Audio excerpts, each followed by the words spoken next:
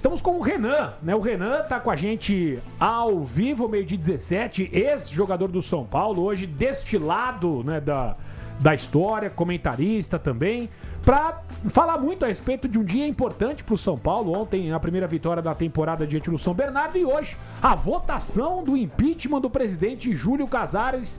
Então, primeiro, Renan, um prazer bater esse papo contigo novamente aqui na TMC. Seja muito bem-vindo. Num momento que não é, digamos que, muito feliz, né, para o torcedor são paulino, mas não deixa de ser importante, né? Tamanho aí o problema que o clube vem enfrentando. Renan, muito boa tarde. Boa tarde, Leandro. Boa tarde, Ivan, André, Guilherme. Quem mais? Tem mais alguém aí? Gabriel. A mesa é L, tá? Eu sei que vocês não me perguntaram, mas a mesa é L. É óbvio. Eu tô convencido que é um L também, Galvão. Acho que nós estamos loucos, cara. Estamos muito loucos. Né? Os Gabriel também, Gabi, um grande abraço. Primeiro, é um prazer estar aqui com vocês. Eu sempre ouço o papo de craque, primeiro tempo, segundo tempo, as jornadas. Muito obrigado pela oportunidade. Bom, hoje eu acho que o dia é mais importante até do que foi o dia de ontem, né? Ontem foi o dia do UFA, né? A torcida de São Paulo estava muito apreensiva, muito preocupada com relação ao rebaixamento já no Paulista, né? E o time, o Crespo coloca ontem pela primeira vez, que eu me lembre pelo menos, pela primeira vez mudando o sistema, né? Colocando uma linha de 4 ali para jogar e colocando 2 pontas de velocidade, aí esbarrou na limitação do gramado, que estava muito pesado, então o time não conseguiu ter aquela desenvoltura, os jogadores de velocidade não conseguiram colocar o seu ritmo ali, o que era normal, mas São Paulo conseguiu o que precisava, que é a vitória, para ter um mínimo de tranquilidade para continuar o trabalho do futebol. Agora, hoje, eu acho que é o principal dia para o São Paulo, porque o Casares, na minha visão, ele já não tem mais capacidade nenhuma, não tem mais como governar, como comandar o São Paulo já há algum tempo, né? A verdade é essa. O grande detalhe é o quê? É a mudança que tem que ocorrer a partir disso, né? De fato, concretizando aí o processo de impeachment do Casares, é o senhor Harry Macis, que é o vice-presidente, que ele, no caso, assumirá até o fim do ano, é a mudança completa de postura dentro da diretoria do São Paulo. É isso que tem que haver primeiramente. Porque a gente sabe muito bem que pessoas que hoje são oposição do Casares, até ontem, literalmente, ontem, há uma semana atrás, eram da situação. Eram aliados do Casares. São esses mesmos casos que vão entrar agora, o Casares saindo? Essa que é a pergunta e que é a minha maior dúvida, na verdade, entendeu? Porque a mudança que tem que haver no São Paulo, a mudança de postura, a mudança de profissionalismo dentro do futebol de São Paulo, profissionalizar o futebol de São Paulo, isso são detalhes muito importantes. Não simplesmente a mudança do Casares. Sai um cara que não está conseguindo comandar o clube, que não está tendo competência para comandar o clube, mas vai entrar quem? Quais vão ser as mudanças? E a transparência que o Casares sempre pregou e nunca teve, é o que esse senhor vai ter que ter a partir de agora, no caso de efetivando aí o processo de impeachment do São Paulo. Renan, tudo bem? É o Ivan Drago. Prazer em falar contigo mais uma vez, meu irmão. Prazer, meu Ivan. Renan, é o Boa seguinte, você falou, e eu concordo 100%, acho que o sistema precisa ser modificado, né? A gente precisa diminuir o número de conselheiros vitalícios, os sócios precisam votar diretamente para presidente, enfim, o São Paulo precisa de uma mudança radical e acho que é fundamental que os sócios estejam bem conscientes, porque a próxima eleição ela pode mudar o futuro do São Paulo. Quando você faz uma limpa no conselho, claro, você não vai conseguir tirar os vitalícios, mas se você faz uma limpa no conselho, colocando gente nova, com outras ideias, você consegue de alguma forma oxigenar aquele setor. Mas a minha pergunta, você é um ex-atleta e pegou uma fase muito boa do São Paulo. Essa crise, porque até outro dia a gente estava discutindo aqui se o São Paulo tem risco de cair no Campeonato Paulista. Acho que a vitória de ontem deixou a galera mais tranquila.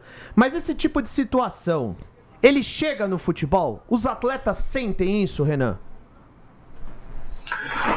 Ivan, boa tarde. Prazer estar falando contigo também. Com certeza chega.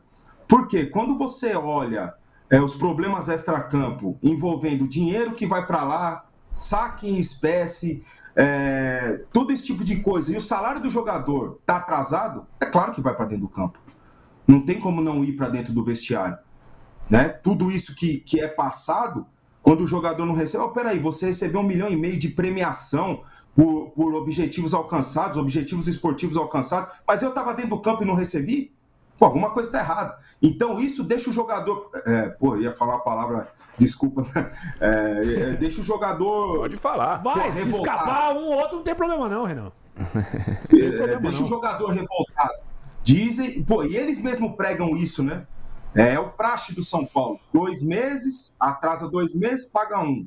Atrasa 2 meses. Porra, e o cara recebe, o cara tá com o salário dele em dia, tá tirando dinheiro disso, tirando dinheiro daquilo, o nosso salário atrasado. Então, isso inevitavelmente vai para dentro do vestiário. Você citou, né, Ivan? Eu vivi um São Paulo completamente diferente, então se isso acontecia, não transparecia porque o nosso salário era pago rigorosamente em dia, o bicho era muito bom. Não falaram aí a semana passada de negócio de carro forte, né? A gente via carro forte chegando direto lá no CT. A gente estava no campo treinando e o carro forte chegava. É porque no dia anterior a gente tinha ganho um jogo, tinha ganho um clássico, então chegava o carro forte para entregar o dinheiro para a gente. Isso acontecia. Mas como não saía nada de camarote, não saía nada de dinheiro desviado, de depósitos de espécie, de saque em espécie, quando não tinha nada dessas polêmicas, desses escândalos, então passava despercebido, se é que acontecia, né? Não estou afirmando que acontecia, mas passava despercebido. Hoje não. Hoje o cara, peraí, eu estou com o salário atrasado, e tudo isso acontecendo, a gente não joga em casa e está tudo isso acontecendo, né? Um nutrólogo que me receitou caneta emagrecedora e tudo isso acontecendo, tá errado. E deixa o jogador revoltado. E isso, inevitavelmente, vai para dentro do vestiário. A condição do departamento médico também. Quando eu falo departamento médico, engloba tudo, né? Fisiologista, fisioterapia, né? A prevenção de lesão, porque o departamento médico não é só quando o cara machuca.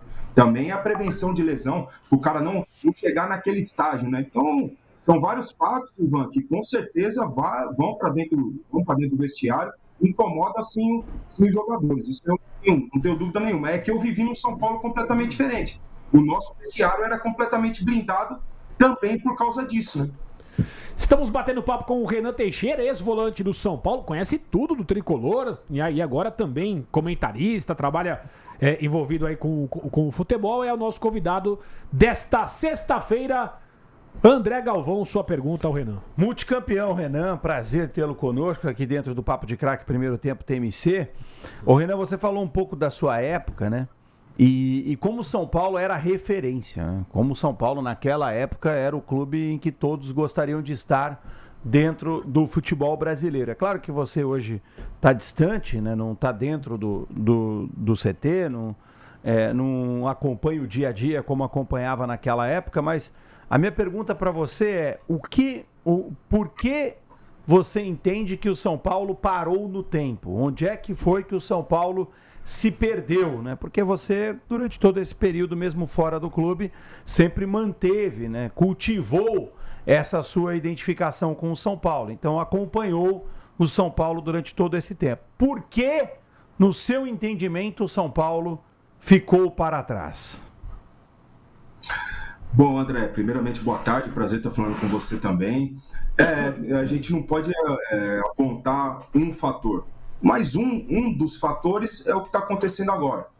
São pessoas querendo tirar vantagem própria dentro do clube, ganhos próprios dentro do clube. Isso é uma coisa. Você falou de um detalhe, o São Paulo é referência. O nosso diretor de São Paulo falou aí, quando tomou de 6 do Fluminense, ou numa outra entrevista, falou que o São Paulo é referência. O São Paulo hoje não é referência de nada.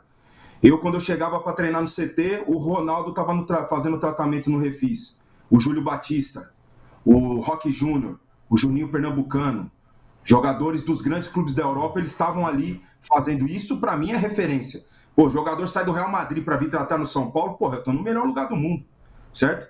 Quando o Lugano saiu, o São Paulo contratou Miranda. Isso é referência, isso é perfil de contratação. Isso é você se considerar referência no que você está fazendo. certo? Não o que o São Paulo faz hoje. O São Paulo hoje não é referência para nada. Não é referência na metodologia de trabalho no departamento médico. O São Paulo não é referência em perfil de contratação de jogador. O São Paulo não é referência em venda dos seus jogadores de base. O São Paulo foi, por um momento, era a principal base. E quem conhece o CT de Cotia, cara, ali tem que sair 3, 4 jogadores no mínimo por ano. No mínimo. Senão a conta não fecha. Aquilo ali é gigantesco. E o São Paulo sempre foi referência nisso. E o que não é hoje. O São Paulo vendeu 4 jogadores pelo preço de um zagueiro do Palmeiras. 4 atacantes, meia atacantes, pelo preço de um zagueiro do Palmeiras. Então, quando você me pergunta o porquê de tudo isso, é a não profissionalização. Outros clubes, mesmo se mantendo no modelo associativo, se profissionalizaram. O exemplo é o Palmeiras, o exemplo é o Flamengo, que eles continuam no modelo associativo, mas com profissionais trabalhando. Eu não vou, porque eu ganhei como presidente, eu vou colocar ali um diretor estatutário que não entende nada de futebol. Então eu vou colocar ali, porque ele me ajudou a me eleger ali presidente, então você vai ser o diretor. Peraí, não. Ali é futebol profissional, que envolve muito dinheiro. É quase de arrecadação no ano. Eu vou colocar um cara que não entende nada de futebol, que não conhece o perfil. Alguém fez uma pesquisa para contratar o Oscar? Alguém fez uma pesquisa dos últimos 5 anos do Oscar, quantos jogos ele jogou? Né? Eu tô citando o Oscar porque é um jogador que foi caro, né? De um salário muito alto no clube, né? Isso que eu tô querendo dizer, né? Infelizmente, né, teve esse Rui problema Costa. de saúde. Mas... exato. Então, e um detalhe, um cara profissional, né? Um diretor considerado profissional no mercado, não diretor estatutário, não diretor conselheiro do clube, né? E qual que é o perfil do scout do São Paulo? Peraí, nós vamos contratar o Oscar, vamos lá, vamos dar uma olhada nos últimos 5 anos do Oscar, quantos jogos ele teve em campo, quantos minutos ele teve em campo, pô, será que ele suporta o calendário do futebol brasileiro? Porque lá na China é uma coisa, joga uma vez por semana e olha lá, aqui não, os caras não fazem nada disso, contrata pelo nome. Quando o São Paulo era referência, Ivan, chegou em 2004 para a formação do elenco campeão do mundo em dezembro de 2005, chegaram Grafite, desconhecido, não digo desconhecido, mas não aquele caso de contratação de impacto para fazer a diferença no elenco de São Paulo. Chegaram o treinador Cuca, Grafite, Fabão e Danilo. No ano seguinte chega, no mesmo perfil, chega Josué e Mineiro, para mim entre as 3 melhores duplas da história do São Paulo. E com um perfil que você fala assim, pô, a gente vai ser campeão do mundo com o Josué e com o Mineiro? Quem falaria isso? E era o perfil, isso sim para mim é referência. Não simplesmente buscar o Ramos Rodrigues, com 30 e poucos anos, buscar o Oscar, que está há 8 anos na China, buscar o Daniel Alves para dar a camisa 10 para ele colocar ele no meio de campo. Então, são vários erros que aconteceram nesse processo todo de São Paulo, e não é só na gestão Casares não, tá? Eu não estou falando só da gestão Casares, não. É de muito tempo para trás, inclusive de aliados que já estavam na minha época. E continuam no clube até hoje. Estão lá dentro do clube até hoje, que tomam decisões dentro do clube até hoje. Então são várias coisas que a gente ficaria aqui 2, 3 horas falando dos problemas do São Paulo, André. Mas eu acho que eu consegui explicar e exemplificar algumas coisas que fazem com que o São Paulo hoje não seja referência de nada pra ninguém. A não ser referência, das vezes, do que não fazer muitas vezes. Só antes do Guigui, só mandar um abraço aqui pro Felipe, motorista de aplicativo, que levou o nosso Kaique Silva embora do hospital. Opa. Teve alta Que agora. excelente notícia. Tá indo pra casa, o setorista do São Paulo, Kaique Silva, ainda vai continuar alguns dias de molho, mas já teve alta. Felipe fez aí. Felipe fez aí o trajeto, levou o nosso Kaique de volta pra casa. E vai seguir a vida. Guigui, sua pergunta para Renan Teixeira. O final da resposta aí do Renan, essa última, gente que tava na presidência e teve que fugir, né? Teve que fugir do cargo e hoje tá dando conselho para Casares tentar se manter lá. Mas enfim, ô Renan, eu estava escutando a sua resposta aqui pro Ivan sobre essa questão dos jogadores, né? De como reflete, do quanto eles ficam expostos. E lembrando, né, que assim, no início dessa semana, o Luciano deu aquela declaração. Olha, eu não costumo conversar muito com a diretoria, é mais o Rafael. E aí eu comecei a ouvir discussões, até companheiros nossos, né? Tem que ser o Luciano, tem que ser o Lucas cobrando. E na minha cabeça eu pensando assim, cara, o jogador é um profissional. profissional de mercado. Às vezes ele pode sair de São Paulo, pode ir para outro clube. O cara tem a preocupação de treinar, de estar em forma, de fazer recuperação. Hoje os jogadores têm vários, né, vários microsetores que eles têm que cuidar para estar bem. Então tem recuperação, tem treinamento, enfim. E eu acho, assim, na minha cabeça isso é uma loucura. O papel do Luciano é o que ele fez ontem e tem feito tanto nos últimos anos com a camisa do São Paulo. Mas o que eu queria te perguntar, Renan, é o outro lado. Você disse que naquela época o vestiário do São Paulo era muito organizado, tudo funcionava. Você passou também por outros clubes. Eu acredito que em algum clube a situação podia ser um pouquinho pior, podia ser um pouco mais parecida com a do São Paulo hoje. Tem o efeito contrário, Renan? O que eu quero dizer é assim, tá tudo difícil, tá tudo muito complicado, salário atrasado, você não tem respaldo da diretoria. Isso pode pelo menos fazer com que assim os jogadores conversem, se fechem, falem, cara, nós só temos uns aos outros aqui nesse momento, vamos te ajudar. Pelo menos pode ter esse efeito positivo, Renan? Bom, Gui, enquanto você falava, eu lembrei de uma situação. Igual eu falei, o começo da minha carreira foi no São Paulo, né? Nessa referência. Mas eu joguei em outros clubes. Eu joguei em clube que, por exemplo, eu joguei no Guarani. E no Guarani eu estava emprestado pelo São Paulo. No Guarani a gente estava com 4, 5 meses de salário atrasado. E saindo um monte de confusão em treino, saía discussão, saía briga dentro do treino. E eu era o capitão do Guarani, um dia eu chamei a atenção de um jogador, de um lateral direito, o da Silva, e ele falava muito pouco, sabe? Era um menino quietinho, falava muito pouco, daí ele me mandou tomar no... né? Daí, pô, a gente discutiu ali na hora e depois eu fui cobrar ele um lance de treino normal, ele me mandou para aquele lugar. Eu chamei ele depois e falei, da Silva, o que tá acontecendo, cara? Você não é disso? Pô, desculpa aí a forma que eu... Ele falou, Renan, eu não tenho dinheiro. Tava no fim do ano já, ele falou, eu não tenho dinheiro para ir em casa de ônibus no fim do ano, nas férias. Cara, desculpa, eu te mandei. Então, aí a gente ia conversar com a diretoria, os líderes, estava eu, Fabão, alguns outros jogadores mais experientes, a gente ia conversar com a diretoria, com o presidente, ele falava assim, gente, a gente não tem dinheiro. Desculpa, a gente não tem dinheiro. E você via que, assim... Não era o caso do São Paulo que saía esse monte de escândalo. E a gente tentava se fechar por nós, pela nossa carreira, pela nossa imagem. Eu acho que um pouco que passa na cabeça dos jogadores do São Paulo hoje. Pô, se a gente também largar como todo mundo nos abandonou, se a gente também abandonar o clube, é a nossa imagem. O São Paulo nunca foi rebaixado. Vai ser rebaixado com a gente? É esse quadro que você quer estampar na sua casa? O primeiro goleiro rebaixado pelo São Paulo? É isso que o Rafael quer? É isso que o Luciano quer? Com mais de 100 gols pelo clube? Mas ter a estampa de ser o primeiro rebaixado com o clube? Então isso também, e, claro, o movimento do treinador, da comissão técnica, né? Eu não vejo, mesmo estando de fora, eu não vejo uma grande liderança no São Paulo. Naquela época a gente tinha muitas lideranças dentro do plantel de jogadores. Pô, Rogério, Lugano, Luizão, outros de outra forma, o Júnior, né? Jogadores experientes, vencedores na carreira, que davam o exemplo para nós, e eu não vejo muito isso no São Paulo hoje, sabe? Aquele cara que se impõe, que compra a briga do time, que eu não vejo muito. Tô de fora. É até leviano, o último foi um pouco da minha parte. E Luiz Gustavo, talvez agora. Eu ia inclusive citá-los, né? Eu ia inclusive citar o Rafinha, que depois não renovaram o contrato dele, e agora o Luiz. Agora o Luiz Gustavo, que depois do que falou, incomodou e fez com que ele saísse. É aí que cheguei no ponto. O time do São Paulo, eu não vejo um grupo coeso, com lideranças que carrega, que leva todo mundo para o mesmo lado. Ô Renan, né? Desculpa. Então isso é uma coisa que... Pois não. Vamos lá, só ao encontro do que você está falando, tá, Renan? O Gavião daqui a pouquinho também vai fazer a pergunta dele, me perdoe, mas eu acho que a gente precisa colocar esse componente aqui nessa conversa que a gente está tendo. Você não acha que essa liderança deveria ser do Muricy? O Muricy agora está afastado, tá? Por questões de saúde, ele está afastado.